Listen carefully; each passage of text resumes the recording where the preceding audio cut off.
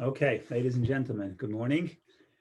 So we're thinking about the Parsha, and we want to look at the Kabbalistic angle. And today we'll have a little bit of Kabbalah, a little bit of um, philosophy, a little bit about the law, all tied into one. So that hopefully will be interesting. So of course, the theme of this Parsha is the plagues, and um, the equivalent of what the plagues mean in our own service of Hashem. We spoke a little bit about it on yesterday, but we want to expand and continue. So the first thing we want to think about is there's a very strange passage about the plagues that we read on the Passover Haggadah. Luckily, it's at the end of the Haggadah.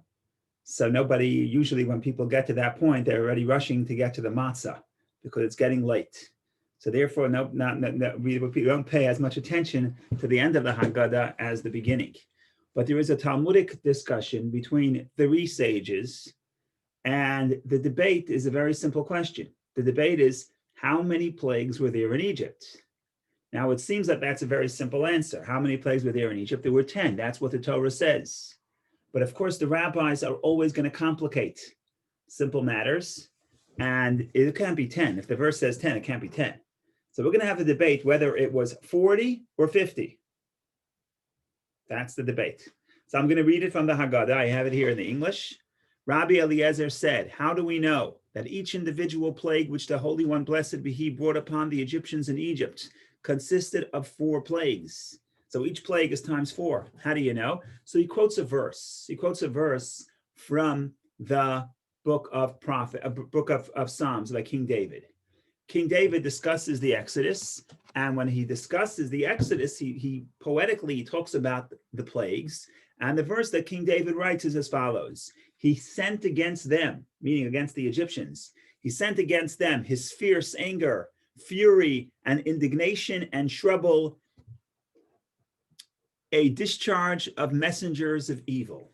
That's the verse. Now, simply what it means is it's just many synonyms to explain how God sends the evil against the Egyptians. But Rabbi Eliezer says, no, you have to look at each phrase of that verse and understand that each one is its own category. So each plague consists of each of these terms, synonyms used in that verse. So he spells it out. Fury is 1, indignation makes 2, trouble makes 3, discharge of messengers of evil makes 4. Thus you must now say that in Egypt they were struck by 40 plagues. Can't be simple. Robby Akiva has to disagree. Robby Akiva says 40, not 40, 50. And he quotes the same verse. Robby Akiva said, how do we know that each individual plague which the Holy One, blessed be He, brought upon the Egyptians in Egypt consisted of 5 plagues? For it is said, he sent against them his fierce anger, fury, and indignation and trouble, a discharge of messengers of evil. Same verse. But instead of counting the last 4 descriptions, he also counts the beginning. He says his fierce anger is 1. Because Rabbi Eliezer says anger is an introduction. God's anger. It starts at fury. No, Rabbi Akiva says his anger is 1. Fury is 2. Fury makes 2, indignation makes 3, trouble makes 4, discharge of messengers of evil makes 5. Thus you must now say that in Egypt they were struck by 50 plagues. Okay, so you thought you were running around the world thinking that there's only 10 plagues because that's what they taught you in school, because that's what the movie shows, because that's what the Bible says. But the rabbis say, no, it's not so simple. It must be more complicated. We got either 40 or 50. The good news is that there was one opinion that says, Rabbi Yossi says there were only 10. So if you thought there were 10, you were in good company. But we'll talk about, maybe if we have time, we'll talk about his opinion as well. But in any case, Rabbi Eliezer says 40 plagues. Rabbi Akiva says 50 plagues. What does that mean?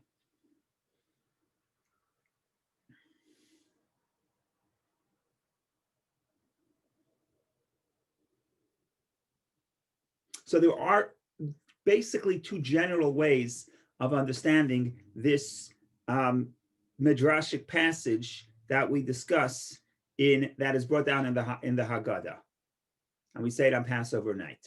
One opinion is to say that, look, there are the 10 plagues in the Egypt, but each plague has different details of the plague. In other words, if your water turns to blood, like plague number 1, that's the main plague, but there are some side effects. You can't plant, you can't do other things. So each plague, if you look at the details of which part of life did it strike, Rabbi Eliezer says you can classify each plague with the details as 4. Rabbi Akiva says 5. And if I'm not mistaken, there are commentaries that try to count each one of the 4 and the 5, depending on which opinion you believe, and showing how every plague has details, 4 or 5 details that make it a total of 40 or 50, although in reality, it's only those 10 plagues. But if you think about the details of how it affects my life, then it can be broken down into 40 or 50 details. So that's the conventional interpretation. But then there's the philosophical interpretation, which we're more interested in, because the philosophical interpretation will also spill over to halacha, to Jewish law, and to the Kabbalah, to Hasidic life, to thinking about how this applies to our soul as well. And that's really why we're here. So what is the philosophical approach? The philosophical approach is written not only in the Kabbalistic works, but also in earlier sources. And they say as follows. If you look at how the ancient philosophers, or the Greeks, but also the Greeks, how they classified the world, how they classified matter. They classified matter as being divided into 4. They said matter is comprised of four elements. And of course, it's not a contradiction to what we know today, that there are many more elements, and elements that are more detailed and more essential than the elements that the Greeks were talking about. But they say this is how you classify. And they basically say everything in this, every bit of matter that we know on this earth is comprised of 4: fire, wind, water, and earth. And everything has all 4. And that's how they classified, that's a classified reality. And you find this in nature. You have the heat element, you have the moist element, you have the earth element. In any case, the 4 elements, by the way, Kabbalistically, the 4 elements are significant because in the Kabbalah, the number 4 is significant. The number 4 represents the 4 letters of the divine name, which we're going to discuss later today, God willing, with God's help. And the 4 letters of the divine name correspond to the 4 elements as well, as we will hopefully discuss. In any case, says Rabbi Eliezer,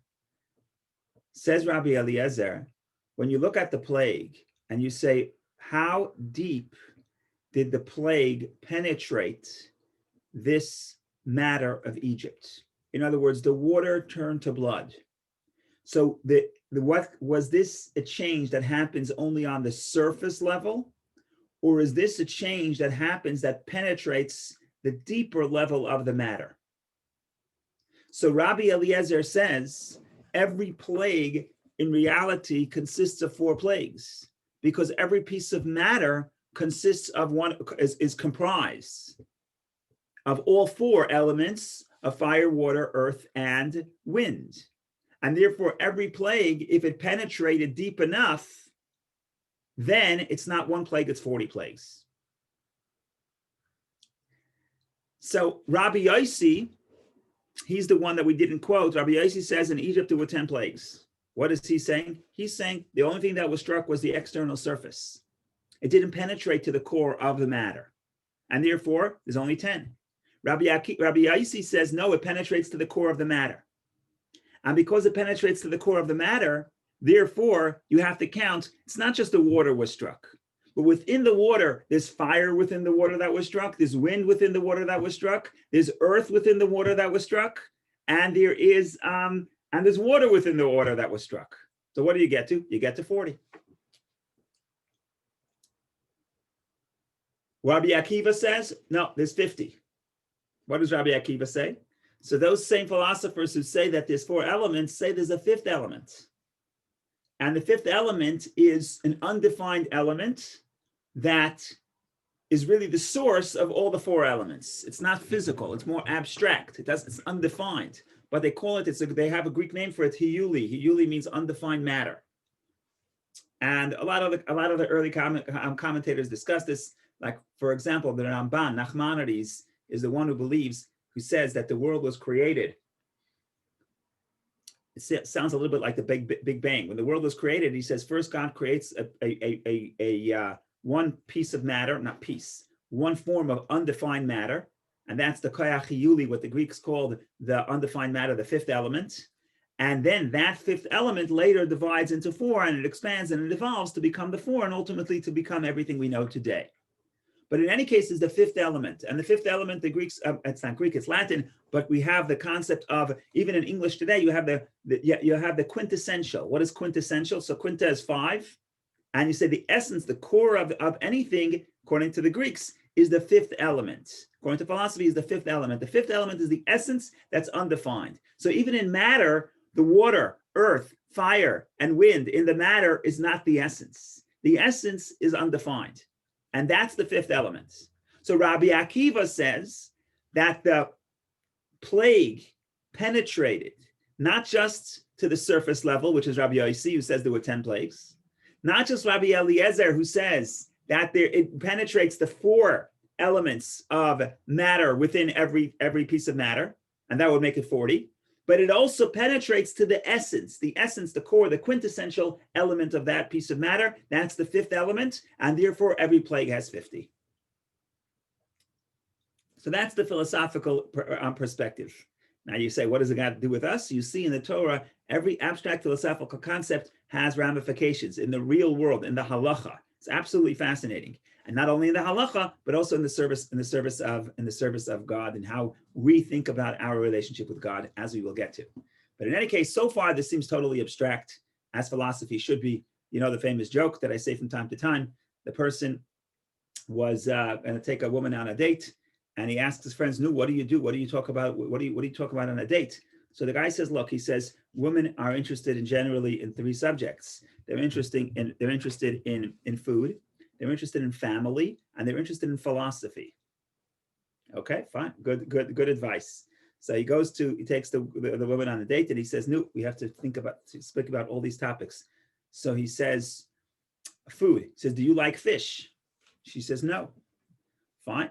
So she says, "Do you family?" We did food. You don't like fish. Okay, that we did. Family. Okay. He says, "Do you have a brother?" She says, "No, I don't have a brother." Okay, so we covered 2 subjects. We covered food and we covered family. Now it's time for philosophy.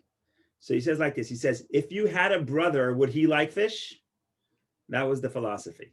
So the point is that philosophy seems to be completely abstract and not important to practical life. But of course, in the Torah, philosophical discussion does affect the real world and does affect the halacha.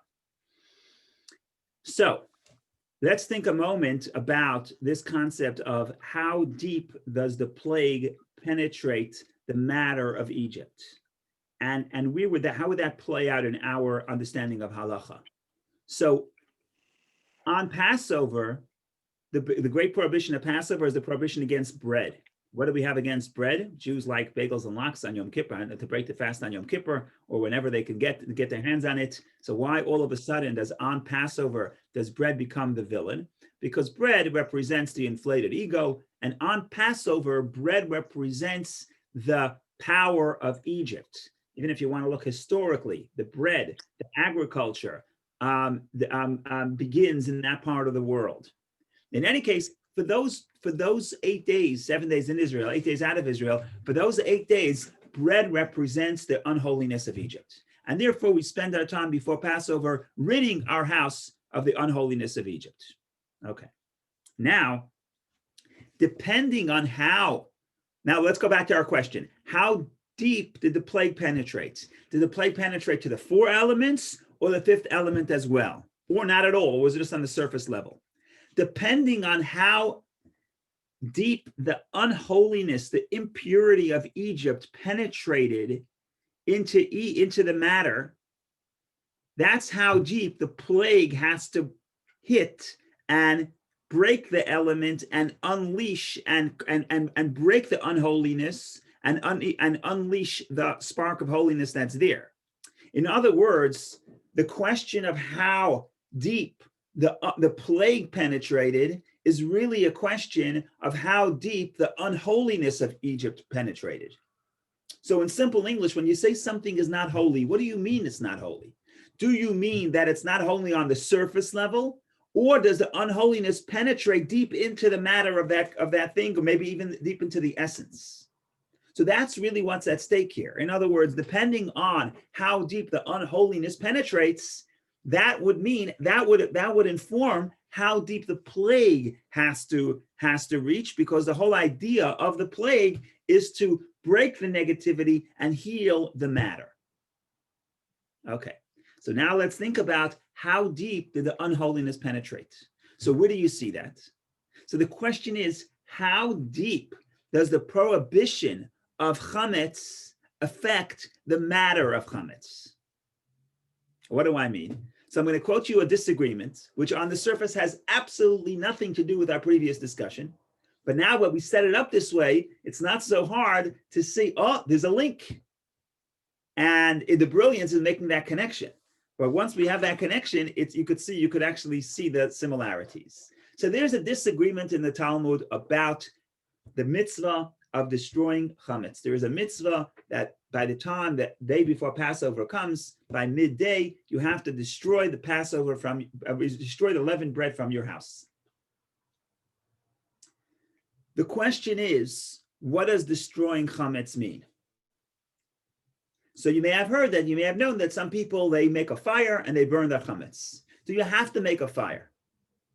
It's actually very interesting. This year, you can't make a fire to burn your chametz, because this year, the day before Passover is Shabbos.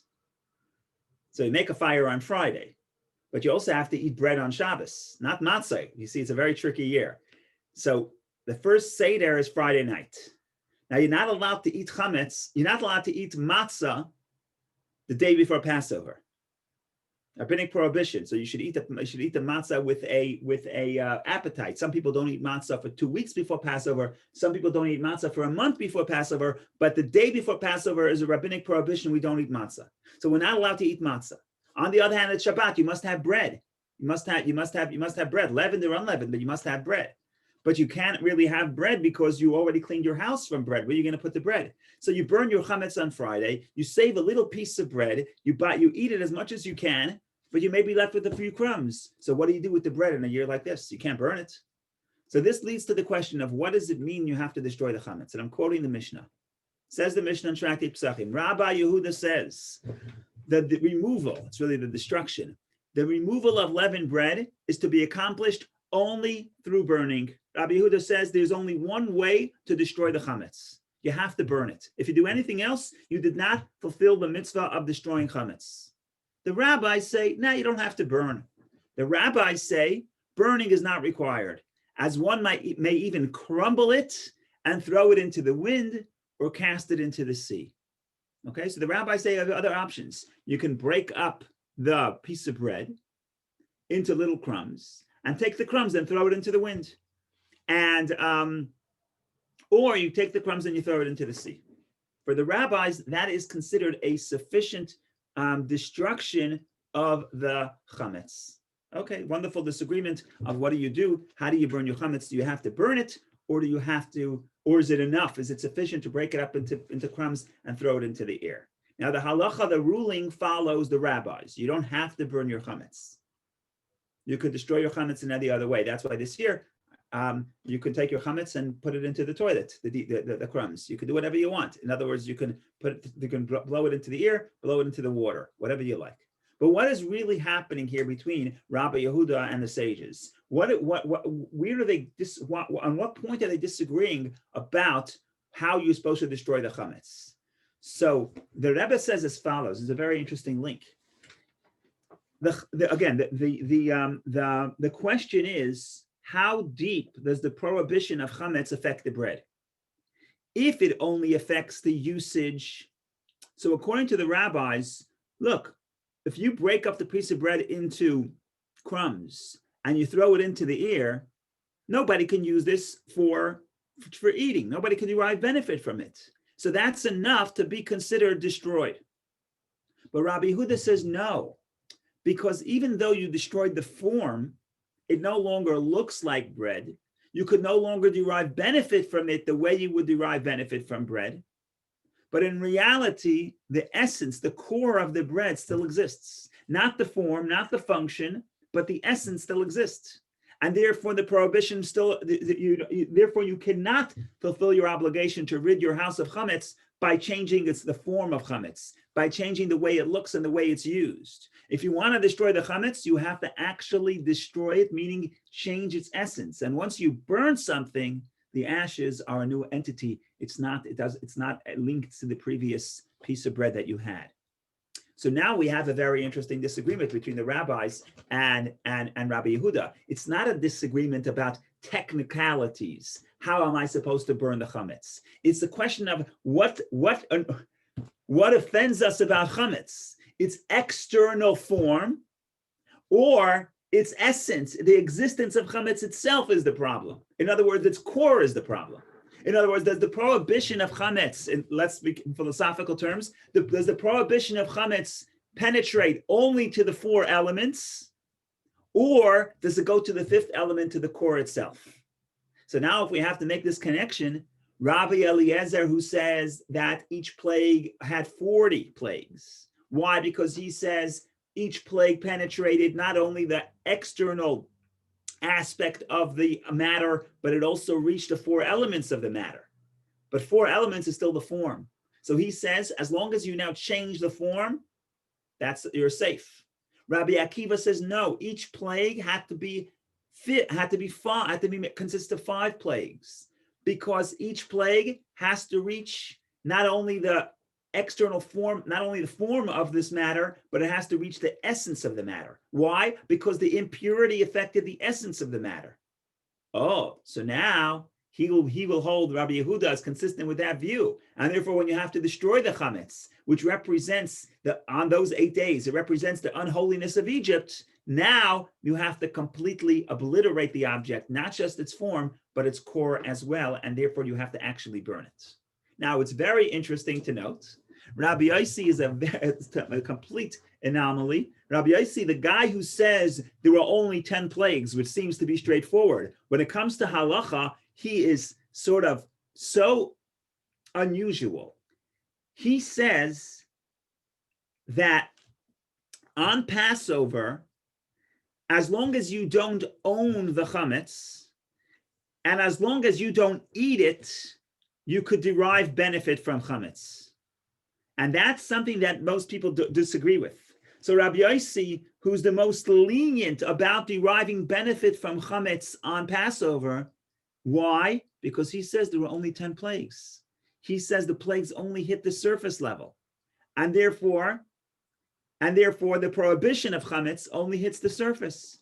Don't internalize it, but benefit from it, you could benefit. In other words, Rabbi Yossi, who says there were only 10 plagues, says that the prohibition of chametz only penetrates to the most external level, and therefore you could derive benefits. Totally minority opinion. Rabbi Akiva, Rabbi Eliezer says, no, there were 40 plagues because the unholiness of Egypt penetrates the 4 elements of matter, which means it goes much deeper. And if it goes much deeper, therefore the prohibition is not just on the eating, but it's deriving benefit. You can't have anything to do with this. But how do you destroy it? All you have to do is destroy the combination of those 4 elements. You destroy the form. You destroy its usage.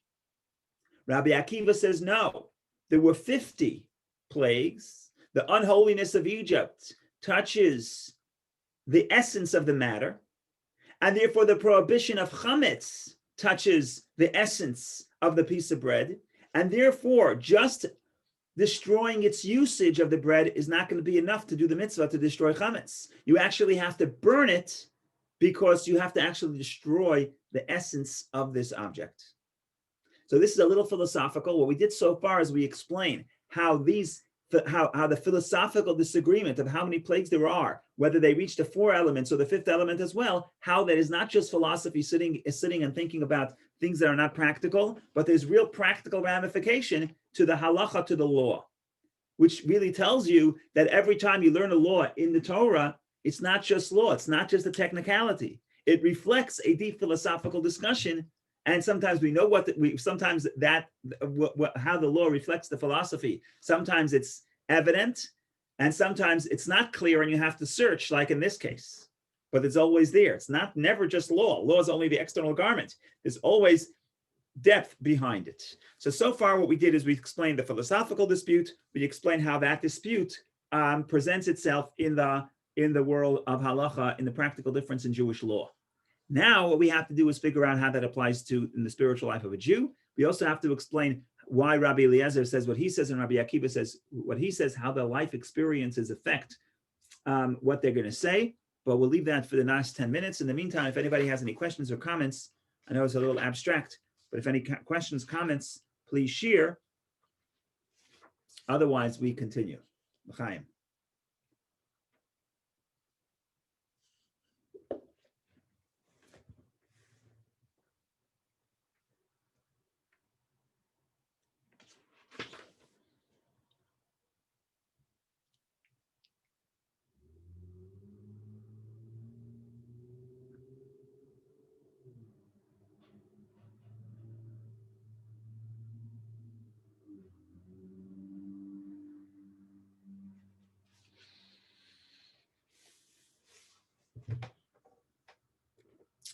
Okay, now we get to the fun part. How does this apply in our life? Because really that's the most important part. So the first thing we want to understand is from the perspective of the Kabbalah, the number 4 is very significant. As we alluded to earlier, there are 4 letters of God's divine name, the essential name, Yud He Vav He. And the number 4 therefore represents the 10 sfirot. So I don't want to get into the 10 sfirot, it will take us more than 10 minutes. But in any case, there's 10 divine attributes that create. Our soul is a reflection of God's name. That is the meaning, the Kabbalistic meaning of the verse that says we were created in God's image. God says, let us make man in our image and our likeness. So there are all kinds of interpretations of what that means because God has no image. So some people say it means, the philosophers believe that it means that we're made in God's image in the sense that we have free choice and just like God does, as opposed to any other creation, no angel, no beast, no other creation has free choice. The only creation with free choice is the human being, and therefore the human being reflects, is a mirror of God's image, quote unquote. We don't mean image, we mean the metaphor of image, but it means we're similar to God in our free choice. But the Kabbalistic interpretation is that we're made in God's image, just like God has the 4 elements, four letters of the divine name, which play out in the 10 sfirot. You can count to 4, count to 10. In other words, the 4 represent the 10 sfirot. We too have 4, those 4 elements in our soul. So we want to define what those 4 elements in our soul is, what they are. We'll get to that in a moment. But now the question becomes, what does it mean that the debate of how deep the plague penetrates? In other words, according to the Kabbalah and Hasidic philosophy, there's Egypt. And like everybody knows, Egypt means, the name Mitzrayim means Meitzar, means constraint. Now, what is your constraint? What is your spiritual prison? What's holding you back? Sometimes it's negativity, but it doesn't have to be. From the perspective of the Kabbalah, you can be in a holy Egypt, and you still have to break free of a holy Egypt. What does a holy Egypt mean? It means Egypt is a synonym for limitation. That's what Egypt means. Like I said, Mitzrayim is Meitzar, is constraint, is a limitation. So if I'm being limited, so I can have an unholy Egypt, that's something negative limiting me, my fears, my negative ego, I'm afraid to fail. These are my limitations that are placed upon me by the negative Egypt, by the unholy Egypt. But by the same token, there is a holy Egypt as well. What does a holy Egypt mean? The limitation that's placed upon me by my soul, because my soul has a certain personality. My soul likes to do some mitzvot. It doesn't necessarily, is not necessarily inspired by other mitzvot. My soul is limited. How much I love other people, how much I love God. These are not bad things. These are good things. This is holiness. But my holiness, by definition, because I'm a creation, and because I have a soul which is a creation, I'm limited. All my aspects of my soul are limited. So what is the exodus of Egypt? The exodus of Egypt is because could I free myself of this limitation? And the answer is I have to connect to God, I have to free myself of limitation. So the question now becomes, Rabbi Eliezer says, the plague, meaning the breaking of limitation, that's really what the plague represents. The breaking of the limitation has to affect all four soul aspects that correspond to the four categories of matter, which correspond to the four letters of the divine name, which we'll discuss what they are. Rabbi Akiva takes it a step further. It's not only that the freedom has to affect all four aspects of the soul, but the freedom has to affect the essence of the soul. And I'm going to try to explain. So we'll start with what the four categories of the soul are. So generally speaking, there's 10 sefirot. The 10 sefirot could be divided into four. Top to bottom, it's wisdom, understanding, chachma, bina. Then you have the six emotions, and then you have the garments, which is thought, speech, and action. So let's just to summarize. The lowest of the four is thought, speech, and action. Thought, speech, and action is the external aspect of my soul. When I speak, it's external. I'm speaking to you. It may reflect how I feel. Maybe it doesn't reflect how I feel. I could certainly do things that are inconsistent with how I feel. I can engage in an action even though I don't want to do it. So thought, speech, and action are the external. That's the lowest level of the four. Then you have emotion. Emotion is closer to me. That's the second aspect of the soul. Then you have the ability to understand. That's the third aspect. The ability to understand, that's my perspective. That's what makes me different than a human being, makes a human being different than an animal. In other words, we could think abstractly, which means I can transcend how I feel, right? Other creations, the animal can't transcend how it feels. It's governed by instinct. We have our instincts from our emotions, but then above the emotion, we have the level of intelligence. And intelligence, if used properly, is designed to allow you to be objective, to transcend how I feel. Maybe this doesn't make me feel well, but objectively, I understand that I have to grow and I can't be locked in by the fear or by any other negativity. So that's the third level. That's the mind. That's the understanding. The fourth level is what we call chachma. Chachma is the ability of the person to be committed and devote himself completely to somebody else or to God. These are the four elements of the soul. And we can discuss them at great length. We don't have that much time left, but we can discuss them at great length. But the bottom line is these four elements of matter are really a reflection of the four elements of the divine name, which reflect themselves in our soul. So we have the ability to do and to speak. That's external. We have the ability to feel. We have the ability to understand. And we have the ability to commit. So what does it mean, the exodus of Egypt? It means that Egypt, limitation confines us on all these four levels. How much I feel, how kind am I, how compassionate I am. I'm locked up in an Egypt. Now, my Egypt may be negative, but my Egypt may even be holy. That's the nature of my divine soul. That's my nature. That's a limitation. Passover is about, could we break the limitation? That's what the plague means. Could we break the limitation and free myself and expand my horizons? The horizon of my action, the horizon of my feeling, the horizon of my capacity to understand, to be open to new ideas. Some people are very smart and they're very educated, but they're set in their ways. And if you tell them an idea that makes them uncomfortable, they shut down. They don't want to listen. Why? They're in an Egypt. They're in a very holy Egypt. They may be the expert in the entire world in their field. But if they're not open to a new idea, they're limited. They're trapped in their Egypt. And the plague is, can you break your limitation? And what Rabbi Eliezer says is that if you really want to break yourself out of Egypt, it's not enough to say, I'm going to look at my action. I'm now going to do good deeds. That's very good. That's one level. But you have to free yourself. You have to liberate yourself on all four levels. Okay, that's Rabbi Eliezer. What does Rabbi Akiva say? Rabbi Akiva says, look, even liberating yourself on all four levels is still not ultimate liberation. And this, to understand what Rabbi Akiva is saying, you have to understand who he was. And you have to understand what his life experience was. And you also have to understand the story of how he was killed by the Romans. Rabbi Akiva, unlike Rabbi Eliezer represents the sage. He's holy. He lives his whole life in holiness. Rabbi Akiva's experience is much more complicated. First of all, he's a descendant of converts. So he wasn't always plugged into the holiness. Second of all, he starts learning Torah when he's 40 years old because he was ignorant and he didn't have an opportunity to study. So when he now starts studying Torah, he was in a spiritual desert beforehand. So he, for much of his life and much of his history, was not connected to holiness. He was in a distant space spiritually. And typically what happens when a person is in a distant space spiritually, that distance creates a longing and a desire to come close to God with an even greater passion than the person who was always close to God, right? If you're living with somebody in the house, of course you love them. But when they're distant for 2 months, now you really start longing for them even more. The love becomes much more passionate.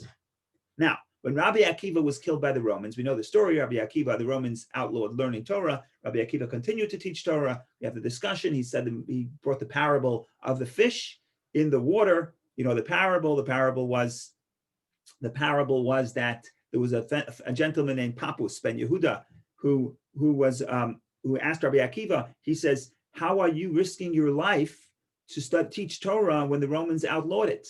So Robby Akiva says, I'll give you a metaphor. What's the metaphor? Once upon a time, there were fish in the sea, and the fish in the sea were frightened. Why were they frightened? Because the fishermen were coming to hunt them.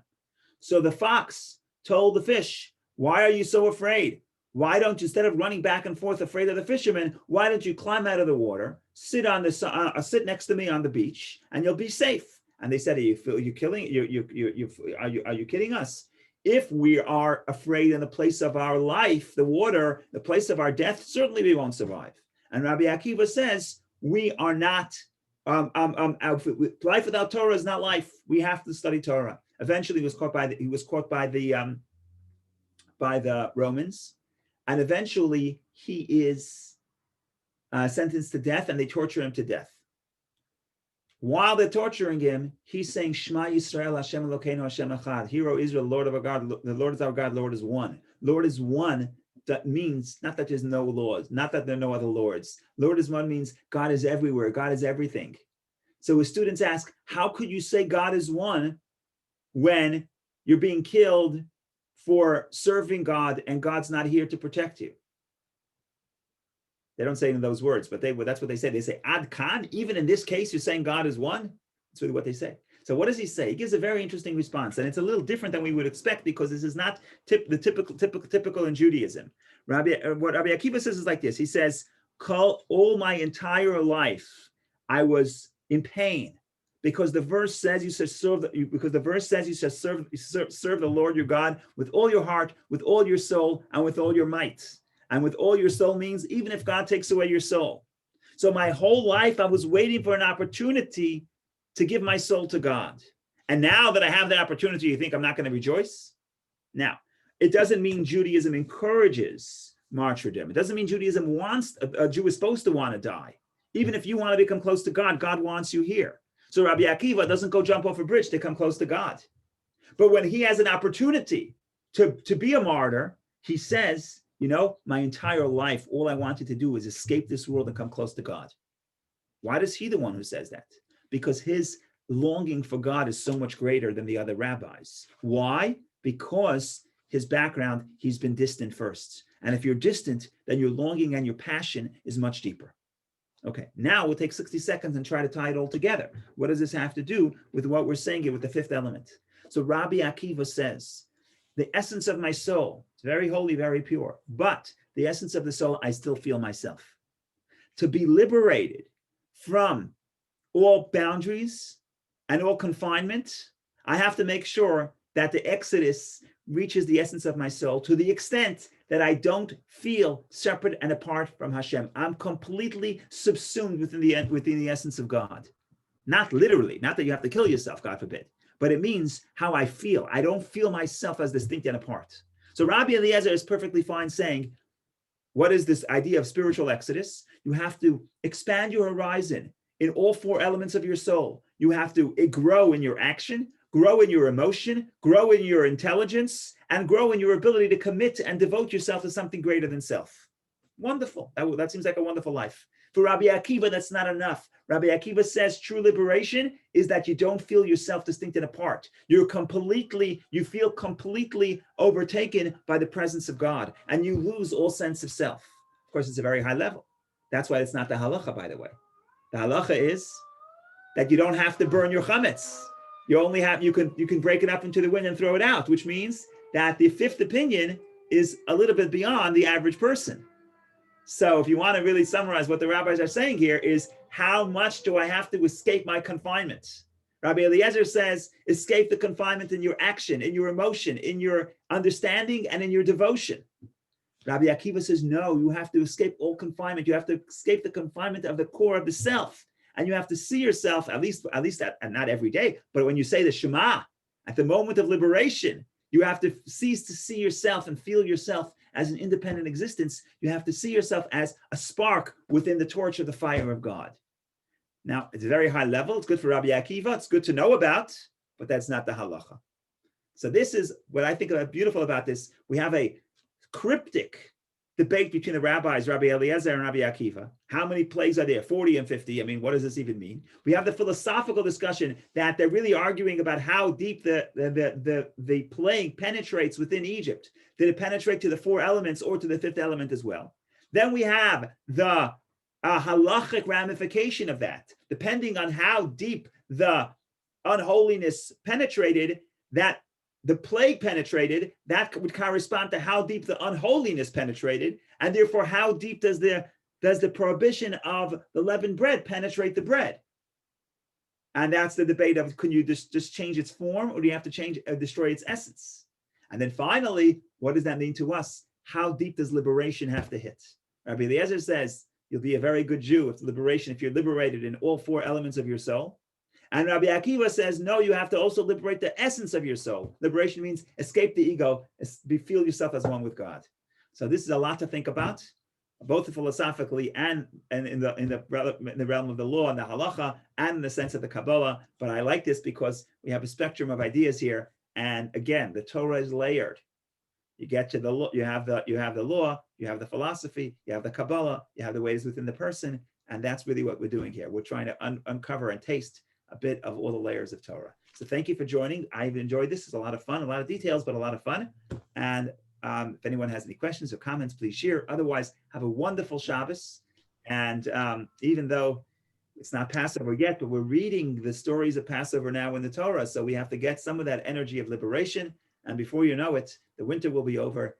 Passover will be here, and we'll be liberated. Hopefully all confinement, even the confinement brought about by the physical separation of social distancing, and eventually we will be able to reunite in good health. Thank you. Shabbat. Thank you. Thank you so much. Thank you. Thank you. Thank you. Wonderful. Bye. Thank you. Shabbat shalom.